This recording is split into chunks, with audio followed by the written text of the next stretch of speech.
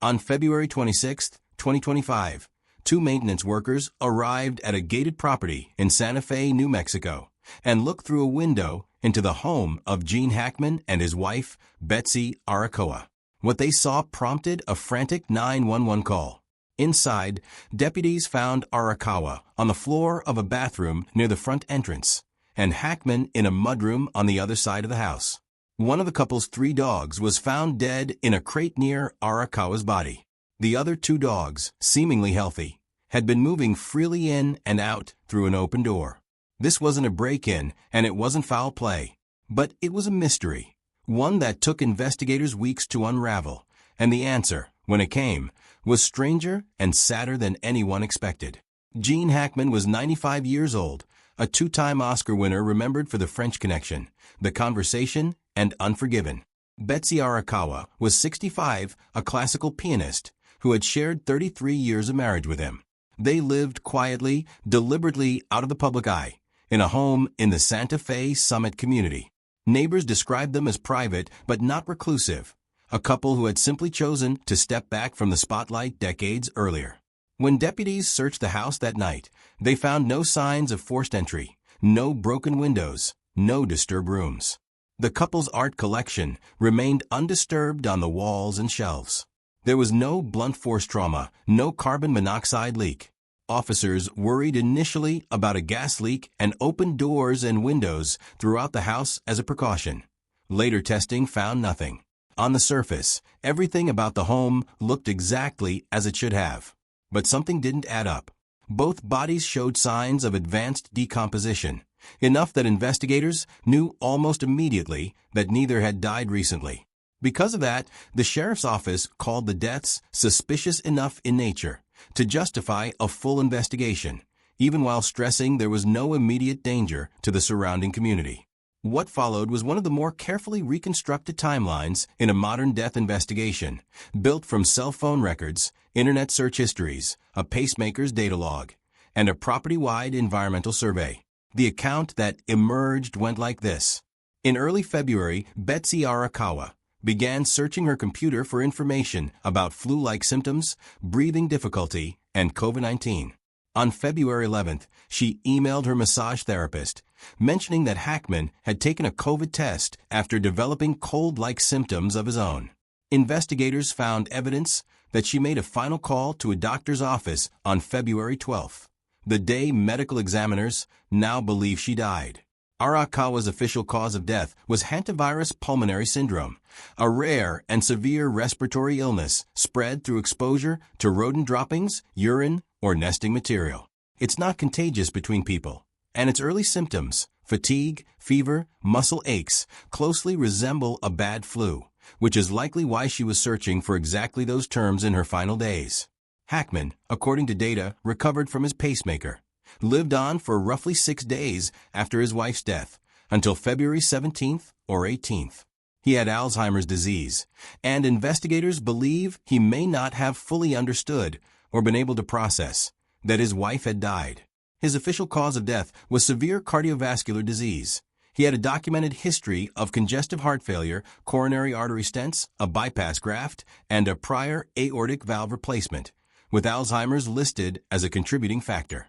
Because Arakawa managed the household's outside communication, and because the couple lived privately with minimal regular visitors, nobody realized anything was wrong for close to 2 weeks.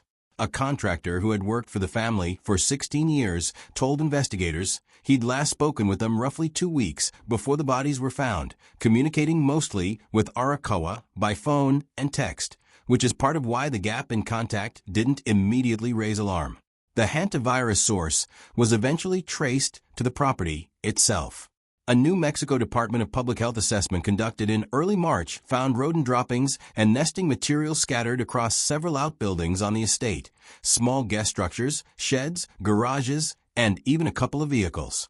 Investigators found no signs of rodent activity inside the couple's main residence, which meant the exposure likely happened during Arakawa's time in or around those outer structures, something not unusual on a large rural property in the high desert. For weeks after the deaths, speculation online outpaced the facts.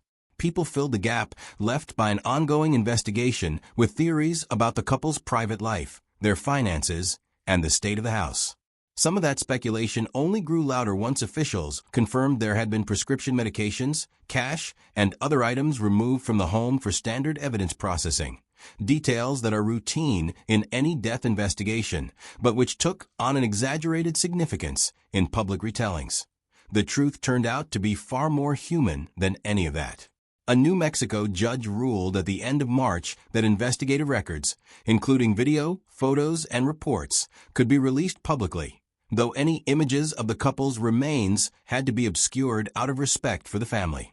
Hackman's estate had petitioned to keep the material sealed entirely, citing the family's privacy, but the court allowed the broader findings to be made public while shielding the most sensitive imagery. What the released records showed was consistent with the medical examiner's conclusions. Two people who died of unrelated natural causes, days apart, in a home isolated enough that neither death was discovered right away. Arakawa succumbed to a rare disease contracted from an environmental hazard common to rural properties. Hackman, already living with Alzheimer's and serious heart disease, outlived her by less than a week, likely without the awareness or ability to seek help. It's a story that doesn't need embellishment to be affecting. A private, decades-long marriage, an isolated property that offered space and peace for most of their lives together. And in the end, isolation that delayed the discovery of two deaths that no amount of expensive infrastructure or security could have prevented. There was no hidden vault, no sealed door, no vast unexplained mystery underneath the house, just a rare illness, a pre-existing heart condition, and the particular loneliness that can settle over even a full and well-lived life. Gene Hackman's family, through the estate, has continued to ask for privacy since the investigation closed. What's known publicly now is about as complete a picture as exists. Two natural deaths, a property with a rodent problem common to rural New Mexico, and a couple who, by choice, had quietly stepped away from public life long before their final days. To understand why this case captured so much attention, it helps to understand who Gene Hackman actually was. He didn't come to acting easily or early. He grew up in Illinois, dropped out of high school at 16, and spent time in the Marine Corps before drifting through a string of odd jobs, a doorman, a truck driver, a soda jerk, before finally committing to acting in his late 20s, an age by which many performers have already found their footing. He trained alongside Dustin Hoffman, and the two were reportedly voted least likely to succeed by their classmates. It's the kind of detail that becomes almost too fitting in hindsight, given what followed. His breakout came in 1967 with Bonnie and Clyde, but it was 1971's The French Connection that made him a household name and earned him his first Academy Award, playing the relentless, morally compromised Detective Popeye Doyle. He'd win a second Oscar more than 2 decades later, in 1993, for his role as a brutal sheriff in Clint Eastwood's Unforgiven. In between and after, he built one of the most respected and varied filmographies in American cinema. The Conversation, Hoosiers, Mississippi Burning, Get Shorty, The Royal Tenenbaums. A career defined less by a single persona and more by his refusal to be typecast into one. Betsy Arakawa entered his life in the mid-1980s. She was a classical pianist, decades younger than Hackman, and the two met at a gym in Los Angeles before marrying in 1991. Unlike many Hollywood marriages that play out under constant public scrutiny, theirs was notable for how little the public actually knew about it. Arakawa largely stepped away from her own performing career and became, by most accounts from those close to the couple, the person who managed their day-to-day life, correspondence, scheduling, the practical machinery of running a household. In 2004, after a long and celebrated career, Hackman announced his retirement from acting. He didn't vanish from public life entirely. He wrote several historical novels in the years that followed, some in collaboration with a marine archaeologist, but he stopped making films and stopped giving the kind of frequent interviews that had once been part of his professional life. He and Arakawa settled into their property in the Santa Fe Summit, a gated residential community outside the city, where they lived for the better part of 2 decades in relative anonymity. Neighbors in the area have generally described the couple as friendly but unassuming, more likely to be seen walking their dogs than attending public events. That quiet, self-contained life is part of why the timeline of their deaths became so difficult to piece together. There was no daily stream of visitors, no household staff cycling through the property on a fixed schedule, no assistant checking in every morning. The person who had the most regular contact with the outside world on the couple's behalf was Betsy Arakawa herself, largely by phone and email. Once she was gone, that channel closed, and there was no immediate mechanism to notice. The investigation's reconstructed timeline, built primarily from Arakawa's own digital footprint, painted a picture of someone who sensed something was wrong, but may not have understood how serious it was. Beginning around February 8th, she searched her computer multiple times for information related to COVID-19 symptoms and flu-like illness. By February 11th, she'd emailed her massage therapist to cancel or reschedule an appointment, mentioning that her husband had taken an at-home COVID test after showing cold-like symptoms. The following day, February 12th, phone records show she made a call to a doctor's office. It's the last outgoing contact investigators could trace to her, and medical examiners now believe it was the day she died. Hantavirus pulmonary syndrome, the disease that killed her, is rare in the general population but not unheard of in the American Southwest, where deer mice are common carriers. The virus is inhaled from dust contaminated by the saliva, urine, or droppings of infected rodents, often when someone disturbs an area where rodents have been nesting, such as an old shed, garage, or crawl space. It is not spread person to person.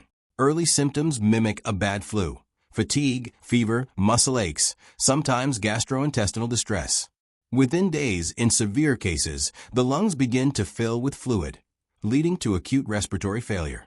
It's a disease that can look in its early stages exactly like the seasonal illness Arakawa appears to have believed she and her husband were experiencing. That Hackman's own decline unfolded on a slightly longer timeline and in a different way.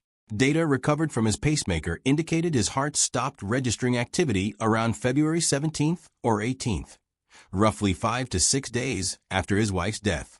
Given his diagnosed Alzheimer's disease, investigators and outside medical experts who commented on the case have suggested he may not have been able to process or act on his wife's death, or to seek help for either of them.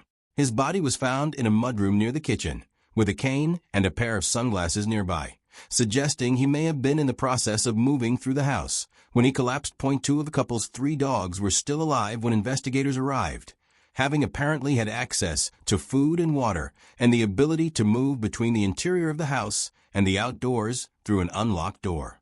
The 3rd dog, a small Australian Kelpie mix named Zinna, was found dead in a crate in the bathroom near Arakawa's body, a detail that drew particular sympathy once the records were made public, and one investigators believe reflects how quickly and unexpectedly the household's routine came to a stop. It fell to the couple's longtime property contractor, who had worked with them for 16 years, and a security guard from the gated community to discover the bodies on February 26th. The contractor told investigators he had last been in contact with the couple roughly 2 weeks earlier, primarily through calls and texts with Arakawa, a gap in communication that, until that day, hadn't seemed unusual given how the household normally operated. When he and a colleague looked through a window and realized something was wrong, they called for help immediately. Santa Fe County Sheriff Adon Mendoza addressed the community directly in the days that followed, describing an active but careful investigation and emphasizing that there was no ongoing danger to anyone nearby. That early caution, deliberately withholding a cause of death until toxicology and autopsy results were complete, is fairly standard procedure in any case involving 2 deaths under unclear circumstances. But it left a vacuum of a few weeks in which public speculation ran well ahead of the facts. Online theories ranged from mundane to outlandish, filling in the blanks with guesses about foul play, financial disputes, or hidden secrets, none of which bore any resemblance to what investigators eventually found. The full picture came together gradually, through toxicology reports, a search of Arakawa's computer and phone, an environmental assessment of the property conducted by New Mexico's Department of Public Health, and the eventual release of the sheriff's office's complete investigative file. The environmental assessment, conducted in early March, found rodent droppings and old nesting material in several of the estate's outbuildings, 2 small guest structures, a few garages, sheds, and even a couple of vehicles parked on the property, while finding no signs of rodent activity inside the main house itself. That distinction mattered. It meant Arakawa's exposure to the virus likely happened somewhere on the grounds rather than inside the home the couple actually lived in, a common enough scenario on large rural properties in that part of the country. By mid-April, medical examiners had finalized their conclusions. Betsy Arakawa's official cause of death was listed as hantavirus pulmonary syndrome. Gene Hackman's was severe cardiovascular disease, with his existing Alzheimer's diagnosis noted as a significant contributing factor. Neither death showed any evidence of trauma, poisoning, or foul play. The investigation, once fully closed, offered no basis for any of the darker theories that had circulated in the weeks before the results were public. Because the case had drawn intense media attention, the Hackman estate went to court in March seeking to keep the full investigative record, including photographs, video, and detailed reports, sealed from public release, citing the family's right to privacy. A Santa Fe County judge ultimately allowed most of the investigative materials to be released, as is generally required under New Mexico's public records laws, but ordered that any images depicting the couple's remains or their deceased dog be obscured before release. It was a compromise that satisfied neither total public disclosure nor the family's original request for complete privacy, but it reflected a legal system trying to balance transparency in a closed government investigation against basic dignity for the deceased and their surviving family. What remains, in the end, is not a mystery so much as a quiet tragedy shaped by isolation. A couple who had spent 2 decades deliberately stepping back from public life ended up, in their final days, isolated from the kind of routine contact that might have caught what was happening sooner. Betsy Arakawa's death from a rare, environmentally acquired illness went unnoticed by her ailing husband, whose own advancing Alzheimer's likely left him unable to recognize the severity of what was happening around him, or to call for help before his own heart gave out days later. Gene Hackman's death prompted an outpouring of tributes from across the film industry, including a heartfelt mention from his unforgiven co-star Morgan Freeman at the 2025 Academy Awards. Colleagues and critics alike used the moment to revisit a body of work that spanned 5 decades and helped define a particular kind of unglamorous, deeply human American screen acting. Whatever speculation the circumstances of his death briefly generated, what endures is the far more straightforward and far sadder truth. 2 people who built a long, private life together, and who, in the end, were separated from each other and from help by little more than time, distance, and the quiet nature of the life they had chosen.